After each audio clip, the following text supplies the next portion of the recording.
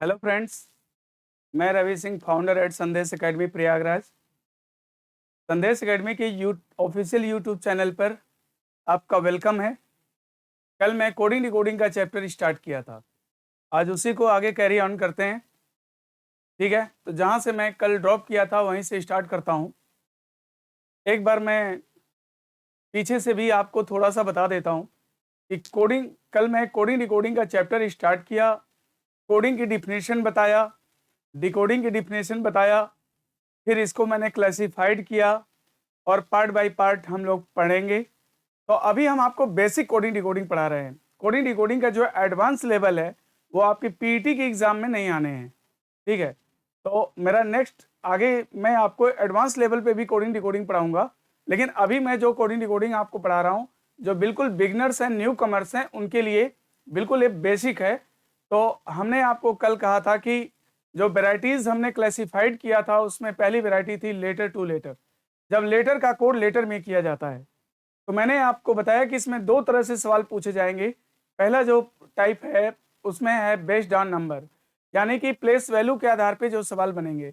दूसरा है based on position, जो कि पोजीशन के आधार पे सवाल बनेंगे। अब हम आपको बताए थे कि दोनों में 4 नियम होंगे, जिसमें से दो नियम की चर्चा हम लोग कल किए थे, इंक्रीजिंग ऑर्डर और डिक्रीजिंग ऑर्डर। उसी के आगे आज कंटिन्यू करते हैं, तीसरे नियम की चर्चा आज करते हैं। तीसरा नियम है कांस्टेंट ऑर्डर।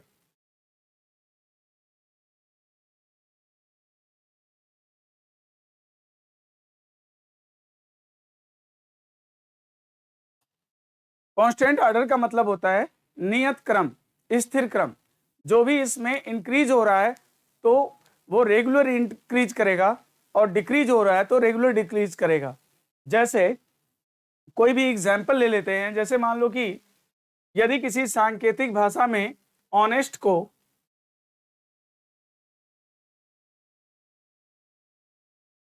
ऑनेस्ट को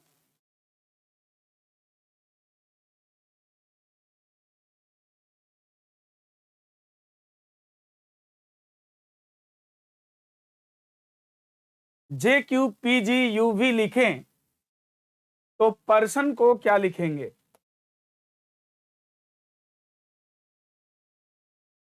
तो पर्सन को क्या लिखेंगे?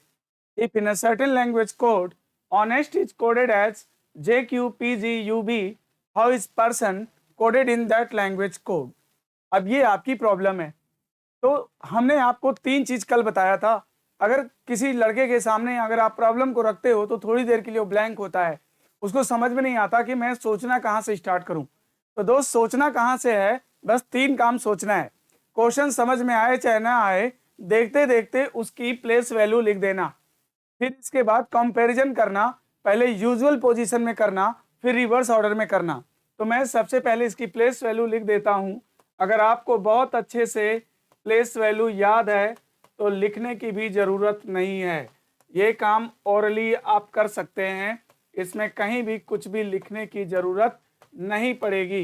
लेकिन फिलहाल मैं उन सारे एस्पिरेंट के लिए बता रहा हूं जो कि बिल्कुल बिगनर हैं, उनको कुछ भी समझ में नहीं आता है, वो आराम से यहाँ से सीख सकते हैं।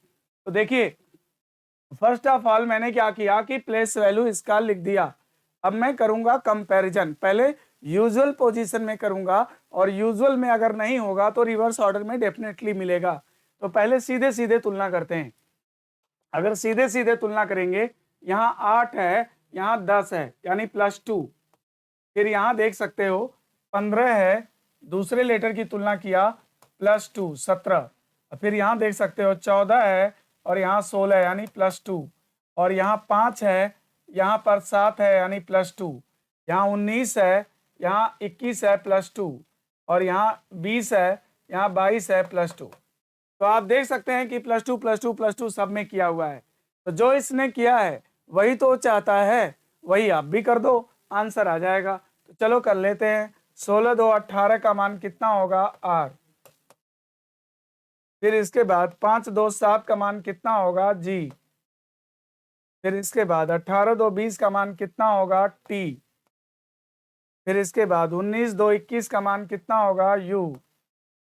फिर इसके बाद 15 2 17 का मान कितना होगा? Q।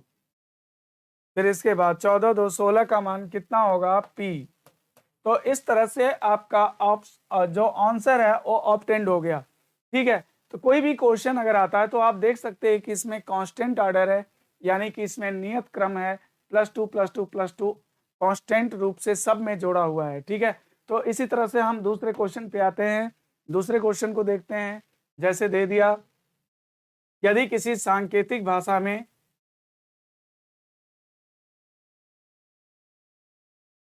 स्कूल स्कूल को लिखता है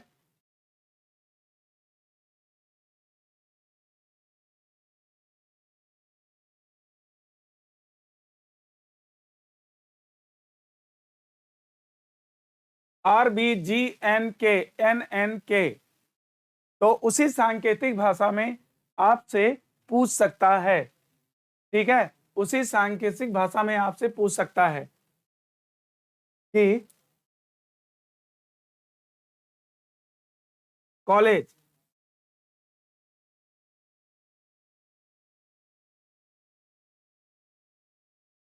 को क्या लिखेंगे। स्कूल को अगर ऐसे लिखें तो कॉलेज को क्या लिखेंगे। ठीक है, तो मान लो हमें कुछ भी समझ में नहीं आता है तो कोई भी क्वेश्चन को पहले हम देखेंगे, फर्स्ट ऑफ ऑल उसकी नंबरिंग करेंगे। तो इसकी नंबरिंग कर देंगे 19 3 8 15 15 12 और यहाँ 18 है, 2 है, 7 है, 14 14 11।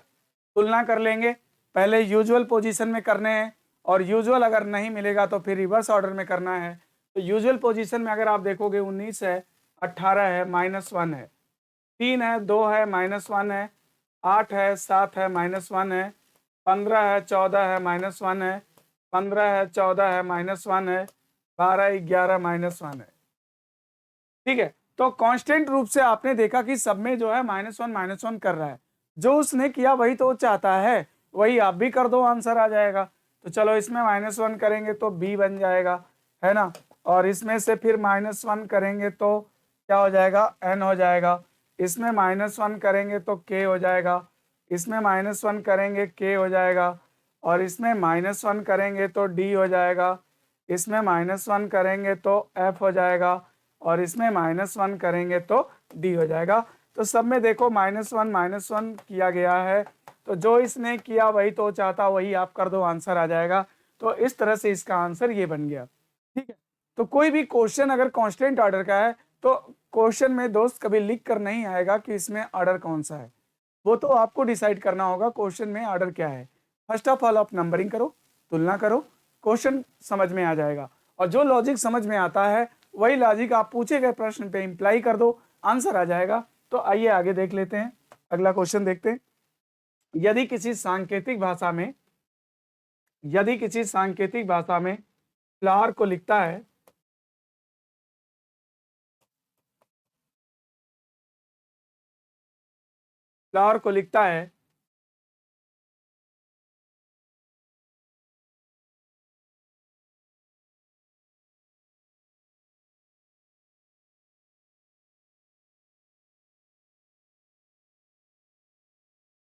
तो गार्डन को क्या लिखेंगे।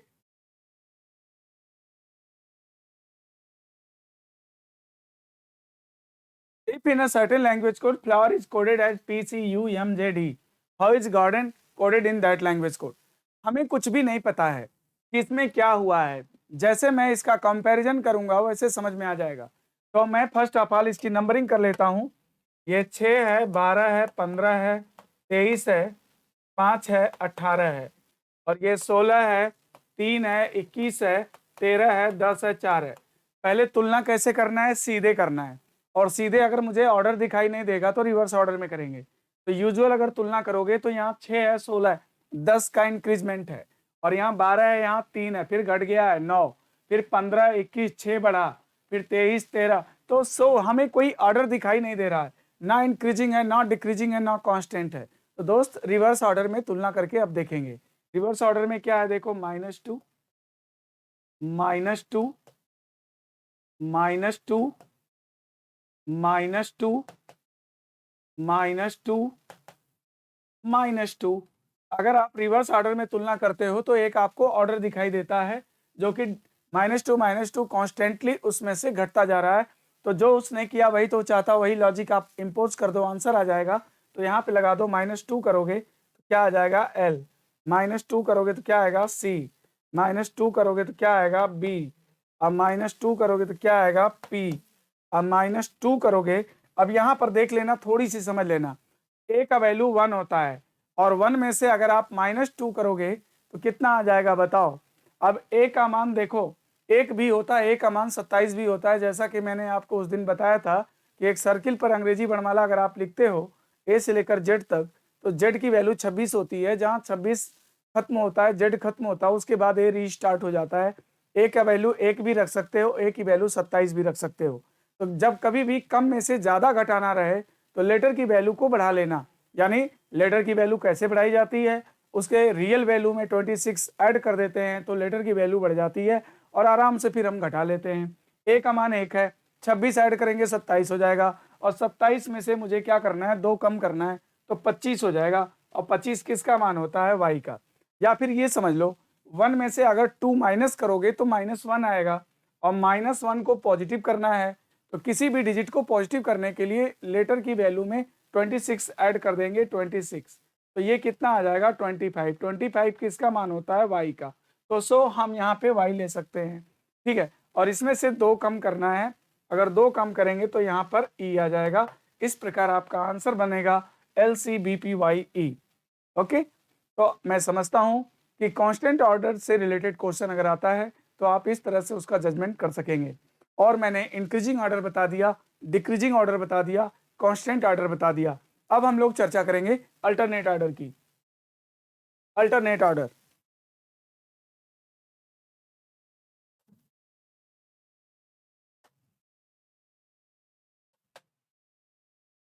अल्टरनेट ऑर्डर का मतलब होता है एकांतर क्रम, एकांतर, है ना। जैसे कि +1 -1 +1 -1 +1 -1 सो ऑन, या डिजिट कोई भी हो सकता है, +1 ऐसे भी हो सकता है, +1 -3 +1 -3 +1 -3। याद रखना कि जोड़ने और घटाने की जो प्रक्रिया है वो 0 से लेकर 9 तक आपके पास टोटल डिजिट जो होता है 10 डिजिट होता है, जिससे हम किसी भी संख्या का फॉर्मेशन करते हैं। तो 0 से लेकर 9 तक आपके पास डिजिट होता है, तो जो जोड़ने और घटाने की जो प्रोसेस है उसमें 0 से लेकर 9 तक के डिजिट ही इस्तेमाल किए जाएंगे। इससे ज़्यादा आपको कहोगे कि 14-15 भी घटाएगा क्या, नहीं, मतलब 9 से ज़्यादा डिजिट को ना जोड़ेगा ना घटाएगा। जो डिजिट इस्तेमाल किया जाएगा सिंगल अंक का होगा, यानी 0 से लेकर 9 तक के डिजिट ही इस्तेमाल होंगे, ठीक है। तो अल्टरनेट ऑर्डर का में अब हम लोग एक क्वेश्चन करते हैं। यदि किसी सांकेतिक भाषा में, यदि किसी सांकेतिक भाषा में स्टूडेंट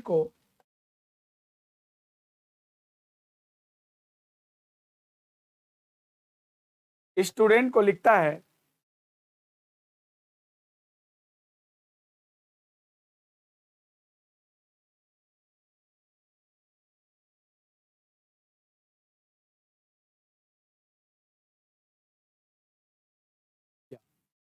QRSBCLR, और आपसे कुछ भी पूछ सकता है। स्टूडेंट को अगर ऐसा लिखें तो आपसे पूछ सकता है कि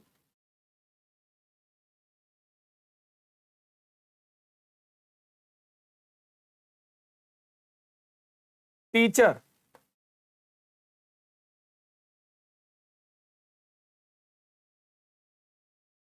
स्टूडेंट को अगर QRSBCLR लिखे तो टीचर को क्या लिखेंगे। तो भाई हमें तो पता है नहीं कि इसमें कौन सा नियम इस्तेमाल किया गया है। मान लीजिए हमारे सामने एट रैंडम एग्जाम में ऐसा क्वेश्चन मिल जाता है, तो अब हम क्या करेंगे, इसकी नंबरिंग कर लेंगे। 19 है, 20 है, 21 है, 4 है, 5 है, 14 है, 20 है। यहाँ 17, 18, 19, 2, 3, 12, 18 नंबरिंग कर लिया।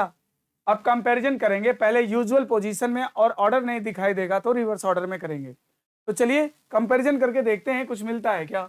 यहाँ पर 19 है और यहाँ 17 है, -2 है, फिर यहाँ 20 है और यहाँ 18 है तो -2 है, और यहाँ 21 है, यहाँ 19 है, -2 है, यहाँ 4 है, यहाँ पर 2 है, -2 है, यहाँ पर 5 है, यहाँ पर 3 है, -2 है।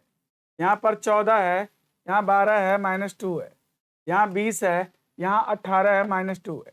तो दोस्त ये अल्टरनेट ऑर्डर का क्वेश्चन नहीं बना, बल्कि एक कांस्टेंट ऑर्डर का क्वेश्चन बन गया।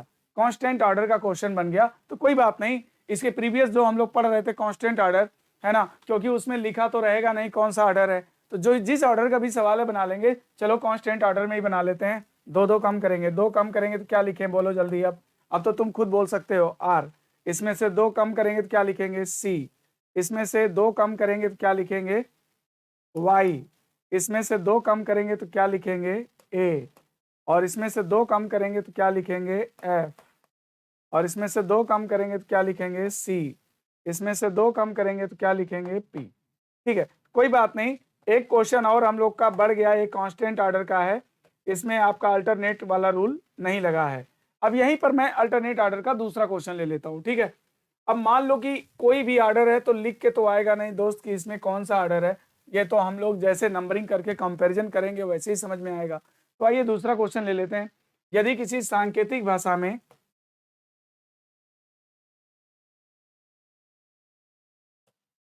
पीपल को लिखता है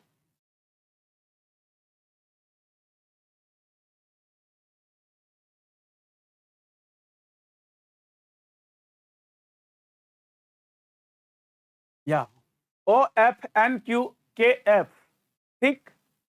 तो आपसे पूछ लिया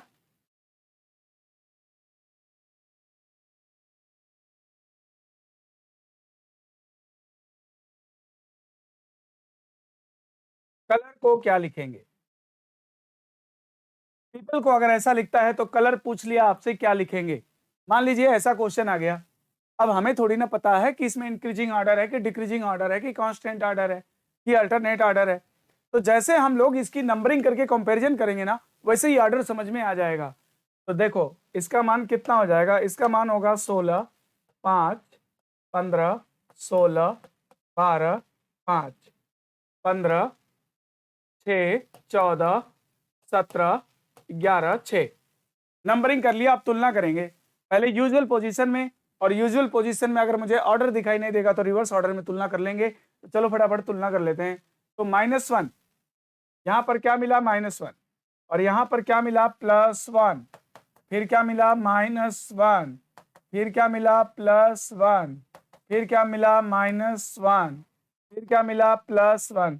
डेफिनेटली हम बोल सकते हैं कि इसमें जो है अल्टरनेट ऑर्डर है, यानी एक के बाद एक जब क्रिया रिपीट होने लगती है तो उसको हम अल्टरनेट ऑर्डर बोलते हैं। तो यानी इस क्वेश्चन में अल्टरनेट ऑर्डर है। जो उसने रूल इस्तेमाल किया है वही तो चाहता है कि पूछे गए प्रश्न पे वही रूल हम इम्पोज करके आंसर को निकालें। तो चलिए +1 -1 हम लोग, -1 +1 हम लोग भी कर लेते हैं। तो -1 करेंगे तो क्या हो जाएगा, बी। फिर +1 करेंगे तो क्या हो जाएगा, पी। फिर -1 करेंगे तो क्या हो जाएगा, के। फिर +1 करेंगे तो क्या हो जाएगा, पी। फिर -1 करेंगे तो क्या हो जाएगा, टी। +1 करेंगे तो क्या हो जाएगा, एस। यानी हमने भी वही काम कर लिया, -1 +1 -1 +1 -1 +1। ओके, तो इस तरह से हमारा आंसर आ गया। आइए अगला क्वेश्चन देखते हैं, दूसरा क्वेश्चन देखते हैं। यदि किसी सांकेतिक भाषा में व्हाइट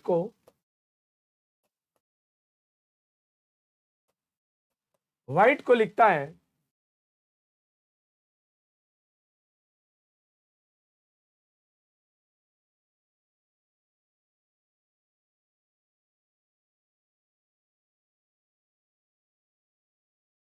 DUHIV, तो आपसे पूछ लिया कि ब्लैक को क्या लिखेंगे। अगर व्हाइट को ऐसा लिखे तो आपसे पूछ लिया कि ब्लैक को क्या लिखेंगे। ओके, तो हमें तो पता नहीं है, चलो रूल फाइंड करते हैं।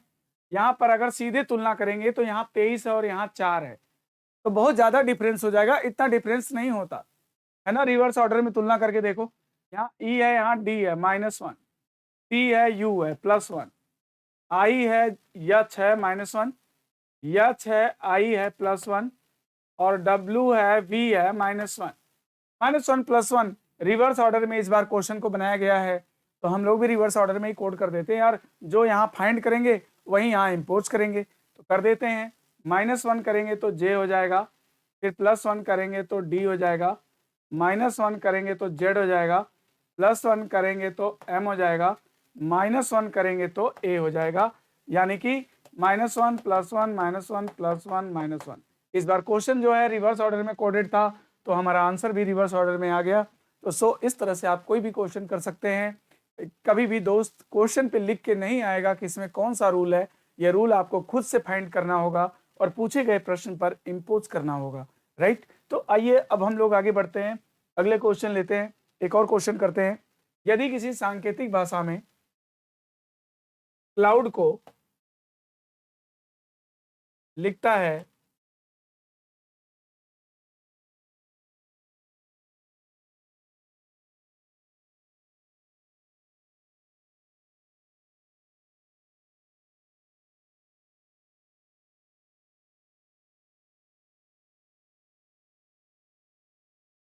या EIQ और F, क्लाउड को अगर ऐसा लिखता है तो आपसे पूछता है कि ब्राउन को क्या लिखेंगे। ब्राउन, क्लाउड को अगर ऐसे लिखें तो ब्राउन को क्या लिखेंगे। तो चलिए फर्स्ट ऑफ ऑल तुलना कर लेते हैं। अगर आपको नंबरिंग यानी इसका प्लेस वैल्यू अगर बहुत अच्छे से याद हो गया हो तो बार बार मैं इसका प्लेस वैल्यू नहीं लिखना चाहूंगा। मैं आपसे भी ये उम्मीद करता हूं कि आपको इतना अच्छे से प्लेस वैल्यू याद होना चाहिए कि बार बार हमें लिखना न पड़े, डायरेक्ट आंसर लिखेंगे। पहले तुलना कर लेते हैं। यहाँ C है, मान 3 होता है और यहाँ E का मान 5 होता है, यानी +2 है। और यहाँ 12 होता है, इसका मान इसका 9 यानी -3 है। फिर ये 15 2 17 +2 है। फिर -3 करेंगे तो 18 आ जाएगा। फिर +2 करेंगे तो F आ जाएगा, यानी कि +2 -3 +2 -3 किया गया है। जो इसने किया वही तो हमसे चाहता, वही हम लोग भी करते हैं, आंसर आ जाएगा। तो आइए कर लेते हैं। +2 करेंगे तो D हो जाएगा, -3 करेंगे इसमें से, ठीक है। तो -3 करेंगे तो कितना O आ जाएगा, और +2 करेंगे तो Q आ जाएगा, और -3 करेंगे तो T आ जाएगा, +2 करेंगे तो P आ जाएगा। इस प्रकार हमारा आंसर बन गया। तो ठीक है, आपने देखा कि किस तरह से हम लोग ऑर्डर को फाइंड आउट करते हैं। क्वेश्चन जो आपको गिवन होगा या तो इंक्रीजिंग ऑर्डर में होगा, या तो डिक्रीजिंग ऑर्डर में होगा, या तो कांस्टेंट ऑर्डर में होगा, या तो अल्टरनेट ऑर्डर में होगा। लेकिन दोस्त याद रखना कि ऑर्डर उसमें लिख के नहीं आएगा, ये आपको खुद से फाइंड करना होगा। और कैसे फाइंड करना है, उसकी प्लेस वैल्यू लिखना है और यूजुअल पोजीशन में कंपैरिजन करना है, और यूजुअल में दिखाई न दे तो रिवर्स ऑर्डर में तुलना करना। Okay okay. तो ये तो रहा कि एकदम सिंपल, एकदम बेसिक चीजें हैं। एक बच्चे को भी समझा दो तो एक दिन के बाद अगले दिन वो भी करने लगेगा इस तरह से। लेकिन अगर क्वेश्चन में थोड़ी बहुत टेक्निकलिटीज होती है, क्वेश्चन को थोड़ा बहुत वो घुमा देता है, ट्विस्ट कर देता है, तब आप क्या करोगे। देखो, जैसे मान लो कि मैं अब एक क्वेश्चन लिखता हूं और आप लोग आंसर करिएगा इसका, ठीक है। जैसे मान लो क्वेश्चन ये है, यदि किसी सांकेतिक भाषा में टीचर को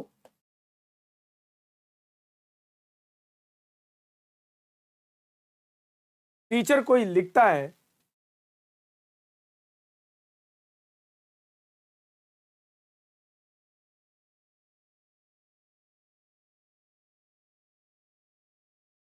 तो स्टूडेंट को क्या लिखेंगे।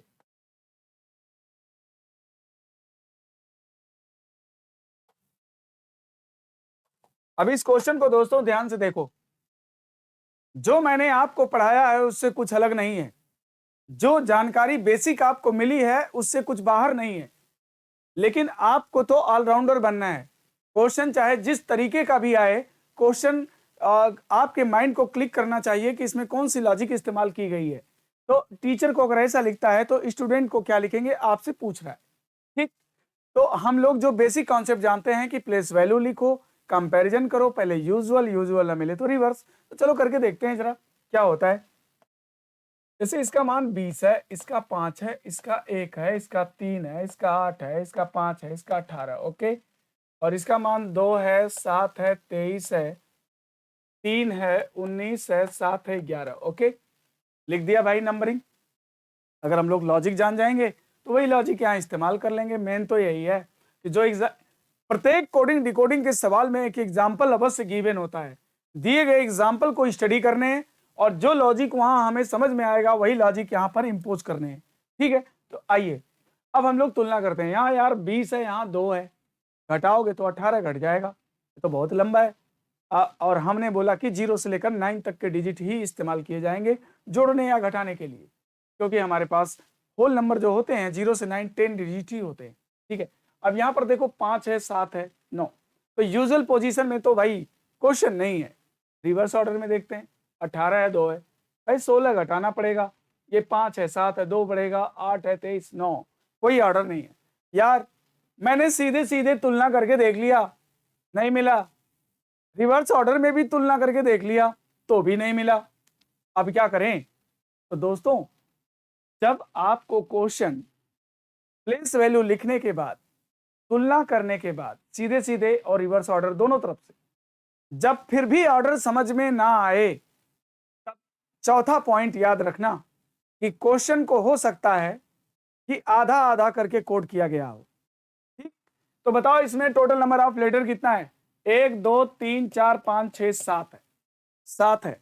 तो क्या किया इसने कि सी को कांस्टेंट कर दिया, सी जहां है वहीं कांस्टेंट हो गया, बीच वाले जस्ट मिडिल वाले लेटर को कांस्टेंट कर दिया, और दोनों तरफ जो 3 अक्षर बचे इनको रिवर्स करते हुए 1 2 3 उसमें ऐड कर दिया, यानी इंक्रीजिंग ऑर्डर लगा दिया। तो आप देख सकते हो ए में 1 जोड़ेंगे तो बी हो जाएगा, इसमें 2 जोड़ेंगे तो जी हो जाएगा, इसमें 3 जोड़ेंगे तो डब्ल्यू हो जाएगा, यानी +1 +2 +3। ठीक है भाई, तो वही चीज आप देख सकते हो यहां भी कर सकता है। अब 18 में 1 जोड़ेंगे तो 19 हो जाएगा, और इसमें 2 जोड़ेंगे तो 5 2 7 हो जाएगा, और इसमें 3 जोड़ेंगे तो 8 3 11 हो जाएगा। ठीक, तो इस क्वेश्चन में लॉजिक क्या था कि हमने प्लेस वैल्यू लिखा, दोनों तरफ से तुलना किया, हमें कोई ऑर्डर समझ में नहीं आया, तो मैंने क्या किया कि क्वेश्चन को बांट दिया, हाफ हाफ कर दिया। ठीक, तो इसमें टोटल नंबर ऑफ लेटर 7 था, इसलिए परफेक्ट हाफ नहीं हुआ। इसमें जो जस्ट मिडिल मेंबर था उसको कांस्टेंट कर दिया, और दोनों तरफ जो आधे आधे बचे उनको रिवर्स करते हुए 1 2 3 उसमें ऐड कर दिया गया। ठीक है, तो जो उसने किया वही तो चाहता है कि आप भी वही कर दो। तो आइए इसमें डी को हम लोग क्या करेंगे, कांस्टेंट कर लेंगे, एज इट इज उतार लेंगे, और इसके बाद जो बाकी के जो लेटर हैं उसमें 1 2 3 करके जोड़ेंगे। इसमें 1 जोड़ेंगे तो वी होगा, इसमें 2 जोड़ेंगे तो भी वी होगा, इसमें 3 जोड़ेंगे तो भी वी होगा। ठीक, +1 +2 +3। ओके, जो इसने किया वही हम भी कर रहे हैं। अब यहां पर हम करेंगे, इसमें अगर टी में 1 जोड़ेंगे तो यू हो जाएगा, ठीक, इसमें 2 जोड़ेंगे तो पी हो जाएगा, ठीक, और इसमें 3 जोड़ेंगे तो एच हो जाएगा। इस प्रकार से भी क्वेश्चन हो सकता है। अब ये क्वेश्चन थोड़ा सा ट्विस्ट कर दिया था। अभी आपने बेसिक रूल पढ़ा कि क्वेश्चन अगर सिंपल सीधे सीधे आता, वैसे पीईटी के लेवल पे आपको क्वेश्चन वैसे ही आएंगे, लेकिन क्वेश्चन थोड़ा बहुत अगर ट्विस्ट भी करता है तो डोंट वरी, आपको क्या करना है, फिर क्वेश्चन को हाफ हाफ करके सोचना है। ऑर्डर वही चलेंगे, इंक्रीजिंग डिक्रीजिंग कांस्टेंट अल्टरनेट, मगर क्वेश्चन को आपको हाफ हाफ करके सोचना पड़ेगा अगर क्वेश्चन को ऐसा करता है तो। अगला क्वेश्चन लेते हैं, एक और लेते हैं। यदि किसी सांकेतिक भाषा में लिखता है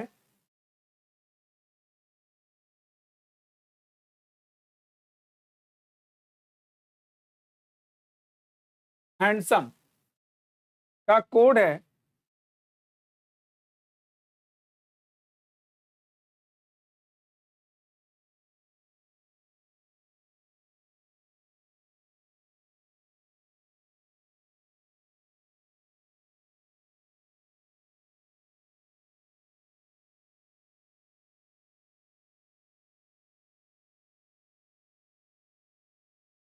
हैंडसम का कोड अगर ये लिखता है, ठीक है, तो आपसे पूछ दिया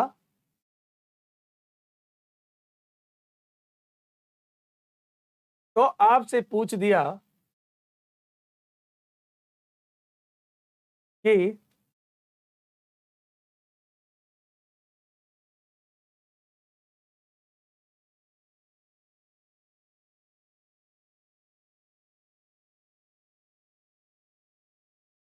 हैंडसम का कोड अगर ये लिखता है, तो आपसे पूछ लिया रेनबो।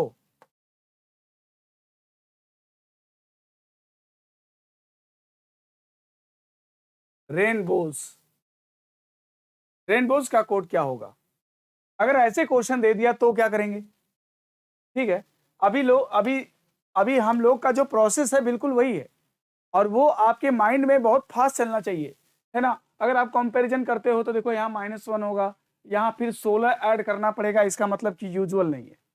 सीधे देखा जाए यहाँ पे 5 2 7 हो जाएगा, और 13 4 17 हो जाएगा, 15 है, फिर 4 है, फिर यानी कि बहुत ज़्यादा घटाना पड़ जाएगा, और 19 है, मतलब कोई ऑर्डर दिखाई नहीं दे रहा, ना मुझे इंक्रीजिंग दिख रहा है यार, ना मुझे डिक्रीजिंग, ना कांस्टेंट, ना अल्टरनेट, दोनों तरफ से मैंने देख लिया। अब क्या करें, क्वेश्चन को हाफ करो, क्योंकि टोटल नंबर ऑफ लेटर कितने हैं, 1 2 3 4 5 6 7 8, 1 2 3 4 5 6 7 8, 4 4 में बांट दो, बांट दिया, इसको भी 4 4 में बांट दो, 4 4 में बांट दो, बांट दिया, ठीक। जो ऊपर करेगा, प्रत्येक कोडिंग डिकोडिंग के सवाल में एक एग्जाम्पल गिवन होता है, दिए गए एग्जाम्पल को स्टडी करेंगे, और जो भी लॉजिक हमें समझ में आएगा वो यहाँ इंपोज करेंगे, और हमारा आंसर आ जाएगा। तो चलिए अब यहाँ पर देखिए क्या हो रहा है ना, क्या किया इसने, 4 3 7, 14 3 17, 1 और 3 4, 8 3 11, कॉन्स्टेंटली रिवर्स ऑर्डर में कॉन्स्टेंटली 3 3 ऐड कर रहा है, ठीक। फिर आप देख सकते हैं 5 3 8, 13 3 16, 15 3 18, 19 और 3 22, 3 3 3 सब में ऐड कर दिया, 3 3 ऐड कर दिया, ओके। तो जो उसने किया यार, इस क्वेश्चन में लॉजिक क्या है कि जो भी वर्ड दिया ना उसको पहले हाफ कर दिया, और फिर रिवर्स ऑर्डर में कांस्टेंट रूप से 3 3 ऐड कर दिया। तो जो इसने किया वही तो आपको को भी करना है, वही आप भी कर दो, आंसर आ जाएगा। तो फटाफट आंसर लिखो भाई, चलो बोलो क्या लिखें। 14 3 17 का मान Q, 9 3 12 का मान L, 1 और 3 4 का मान D, 18 3 21 का मान U, 19 3 22 का मान V, 23 3 26 का मान Z, 15 3 18 का मान R, 2 और 3 5 का मान E। सो हमारा आंसर बन गया, ठीक है। तो आपने क्या सीखा कि क्वेश्चन अगर सीधे सीधे मिल जाता है तो बहुत अच्छी बात है, अगर क्वेश्चन सीधे नहीं मिलता ना तो हमें क्या करना कि उसका हाफ ऑफ कर देना है, हाफ ऑफ करके करेंगे, हाफ ऑफ कर लो। फिर इसके बाद हाफ ऑफ करने से भी नहीं होता, अगर नंबर ऑफ लेटर जो है ऑड नंबर में है तो किसी लेटर को कांस्टेंट भी कर सकता है, कांस्टेंट जो है जस्ट मिडिल वाले को भी कर सकता है, बिगनिंग को भी कर सकता है, एंड को भी कर सकता है। तो आपको ऑलराउंडर बनना है, क्वेश्चन किसी भी तरह से आए आपका माइंड वहां तक पहुंचना चाहिए, ठीक है।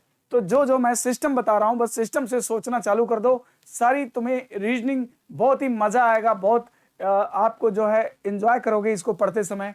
आपको जब क्वेश्चन बनने लगेंगे, होने लगेंगे, तो आपको बहुत एंजॉय आएगा जब बैठोगे, रीजनिंग लेके ही बैठोगे, ठीक है। तो देखो अगला क्वेश्चन करते हैं। तो आपने क्या देखा, आपने क्या देखा कि अगर क्वेश्चन भाई सीधे सीधे है तो सही है, नहीं तो हाफ हाफ करके कोड करेंगे, और किसी लेटर को कांस्टेंट भी कर सकता है। फिर आपने ये देखा, अब हम आपको ये बताते हैं अभी तक क्या था। अभी हमने जो भी एग्जाम्पल लिया, जो भी एग्जाम्पल लिया, उस एग्जाम्पल में क्या होता था, एक एग्जाम्पल दिया रहता था, दोबारा आपसे सवाल पूछ लेता था। लेकिन अब मैं जो एग्जाम्पल लेने जा रहा हूं, अब मैं जो एग्जाम्पल आपको कराने जा रहा हूं, उसमें मैं आपको 2 एग्जाम्पल दूंगा। जो लॉजिक पहले में होगी वही लॉजिक दूसरे में होगी, और तीसरे में क्या लॉजिक है वो आपको बताने रहेंगे, ठीक है। तो अब मैं 2 एग्जाम्पल दूंगा और तीसरी बार आपसे सवाल पूछूंगा, आप लोग बताइएगा। पहला सवाल लेते हैं, ब्लैक को लिखता है NDK, ब्लू को लिखता है NZ, तो पिंक को क्या लिखेंगे, पिंक। ब्लैक को अगर ऐसा लिखें, ब्लू को ऐसा लिखें, तो पिंक को क्या लिखेंगे, ये आपको बताने हैं, ठीक है। तो देखो मैंने आपको क्या बताया था कि दोस्तों याद रखना कि प्लेस वैल्यू तब लिखी जाती है जब बोथ साइड में नंबर ऑफ लेटर इक्वल हो। अगर ये भी नंबर पर बेस्ड प्रॉब्लम है, ये भी प्रॉब्लम कोई अलग नहीं है, ये भी प्रॉब्लम जो है मैंने आपको बताया कि लेटर का कोड अगर लेटर में है तो 2 तरह से प्रॉब्लम बनेगा, बेस्ड ऑन नंबर और बेस्ड ऑन पोजीशन। तो ये नंबर पे आधारित सवाल है, प्लेस वैल्यू से ही होगा, है ना। इसका मान क्या होता है 2, इसका मान क्या होता है 12, इसका मान क्या होता है 1, इसका 3, इसका 11, इसका 14, इसका 4, इसका 11, इसका 2, इसका 12, इसका 21, इसका 5, इसका 14, इसका 26, और इसका 16, इसका 9, इसका 14, इसका 11। मैंने आपके काम को आसान कर दिया है। प्लेस वैल्यू लिख दिया। याद रखो कि तुलना हमेशा बराबर वालों में होती है, और यहाँ पर नंबर ऑफ लेटर 5 है, यहाँ नंबर ऑफ लेटर 3 है, यहाँ पे नंबर ऑफ लेटर जो है 4 है, यहाँ पे 2 है, तो यहाँ कंपैरिजन नहीं किया जाएगा, ना यूजुअल ना रिवर्स। इसका मतलब कि ये क्वेश्चन कैसे लगेगा, इसके नंबरिंग से ही कुछ खेल किया है इसने। तो बताओ इसके नंबरों में ऐसा क्या कर दिया जाए कि ऐसा इधर हमें प्राप्त हो जाए। ठीक, तो आप देख सकते हो कि इन 2 डिजिट को जोड़ दिया, 12 2 14 का मान क्या हो गया n, 3 और 1 4 को जोड़ दिया, 4 का मान क्या हो गया d। इनका चूंकि कोई पेयर नहीं था इसलिए इनको छोड़ दिया, एज इट इज उतार लिया। फिर इसके बाद 12 2 14 का मान n, 21 और 5 26 का मान z, पेयर को जोड़ना है। उसी तरह 16 9 25 का मान y और 14 11 25 का मान y। तो आप देख सकते हैं कि क्वेश्चन इस तरीके से भी आपके सामने आ सकता है। ठीक है, तो क्वेश्चन ऐसे भी हो सकता है। अब मैं दूसरा क्वेश्चन लेता हूं, बताओ फटाफट आंसर, है ना।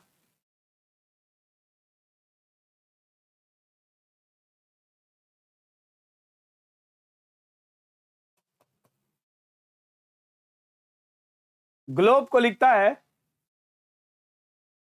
TU,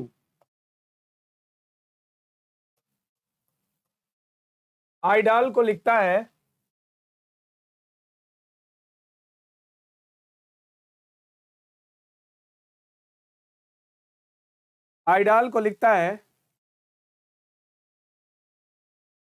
XP।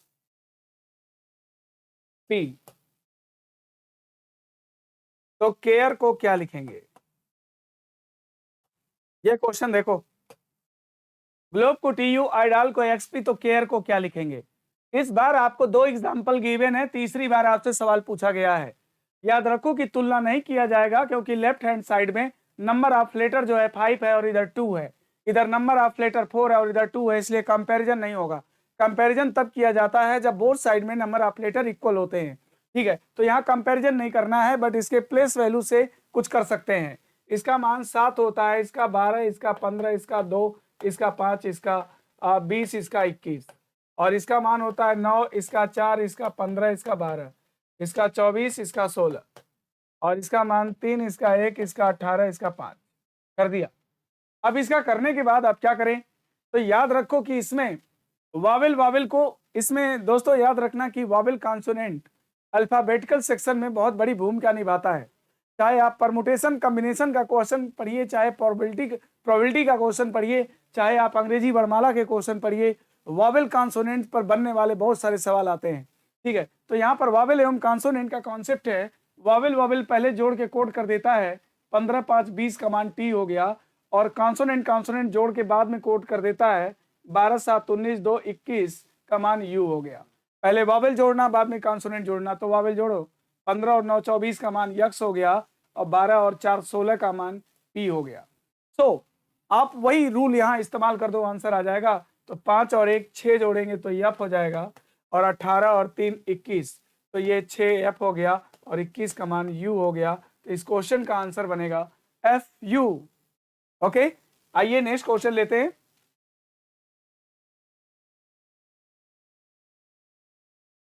तो अगला क्वेश्चन है,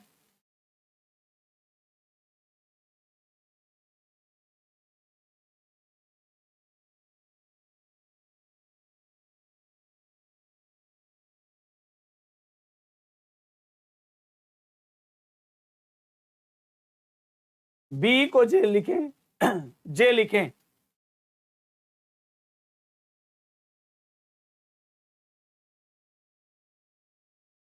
एच सी को यक्स लिखें, तो बैड को क्या लिखेंगे।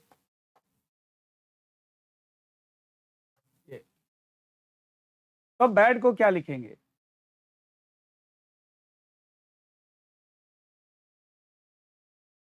इस क्वेश्चन का आंसर क्या होगा बताओ। नंबरिंग इसका फर्स्ट ऑफ ऑल कर लेते हैं। इसका मान 2, इसका 5, इसका 10, इसका मान 8, इसका मान 3, और इसका 24, इसका मान 2, इसका 1 और इसका 4। बताओ क्या लिखेंगे। याद रखो कि नंबर ऑफ लेटर जो है बहुत साइड में अलग अलग है, इसलिए कंपैरिजन नहीं किया जा सकता है। यहाँ पर जो है इसके नंबरों का ही खेल है। बताओ इसमें कुछ इसके नंबरिंग से सोचो कि कुछ हो सकता है क्या। मल्टीप्लाई कर दें, 5 दूना 10 का मान क्या होगा जे, और 8 3 24 का मान क्या होगा x, और इसी तरह इसका गुणा करोगे 4 एकम 4 दूना 8 का मान क्या होगा h। तो इस क्वेश्चन का आंसर क्या बन जाएगा h। ठीक है, नेक्स्ट क्वेश्चन।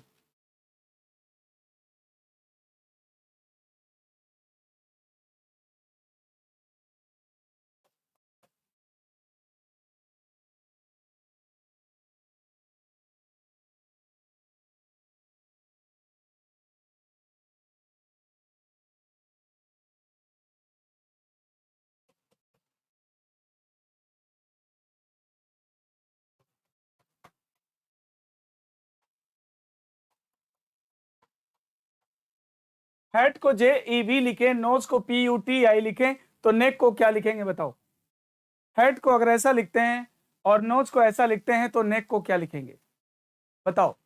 दो एग्जाम्पल गिवन है और थर्ड आपको बताने हैं कि इसके आंसर क्या होंगे। जो लॉजिक इसमें वही लॉजिक इसमें, वही लॉजिक इसमें इस्तेमाल करने हैं।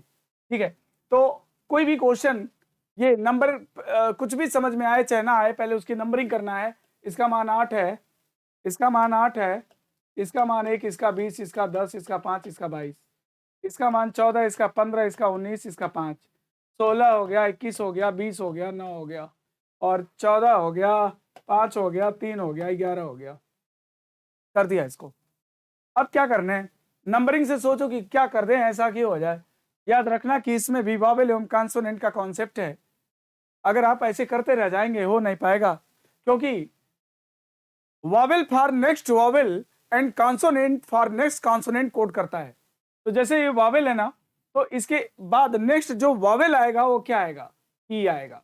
और ये कॉन्सोनेंट है ना, तो इसके नेक्स्ट बाद आने वाला जो कॉन्सोनेंट है वो क्या होगा, यच के बाद तो आई आता, आई वॉवेल है लिखेंगे नहीं, यच के बाद आने वाला कॉन्सोनेंट क्या है जे, तो लिख लिया। और टी के बाद आने वाला कॉन्सोनेंट वी होगा, क्योंकि टी के बाद आने वाला जो लेटर होता है यू होता है, यू वॉवेल है। हमें vowel for next vowel and consonant for next consonant code करना है। इसी तरह से यन के लिए आने वाला कॉन्सोनेंट नेक्स्ट कॉन्सोनेंट पी होगा, ओ के बाद नेक्स्ट वॉवेल यू होगा, यस के बाद नेक्स्ट कॉन्सोनेंट टी होगा, ई के बाद नेक्स्ट वॉवेल आई होगा। सेम वो जो लॉजिक इस्तेमाल हुआ है वही लॉजिक तो आपको लगाना है। यन के बाद आने वाला कॉन्सोनेंट बोलो जल्दी क्या होगा, पी, मान 16 होता है पी। अब ई के बाद आने वाला वॉवेल क्या होगा, आई, ई के बाद जो वॉवेल आता है वो कौन सा आता है, आई। अब सी के बाद आने वाला कॉन्सोनेंट क्या होगा बोलो जल्दी, डी, है ना, डी। अब के के बाद आने वाला कॉन्सोनेंट क्या होगा, एल। तो इस क्वेश्चन का आंसर क्या बनेगा, PIDL, PIDL। ओके, अगला क्वेश्चन। तो इस प्रकार, है ना, इस प्रकार अगला क्वेश्चन पे आते हैं। इसको आप अपने से करोगे बताओ जल्दी।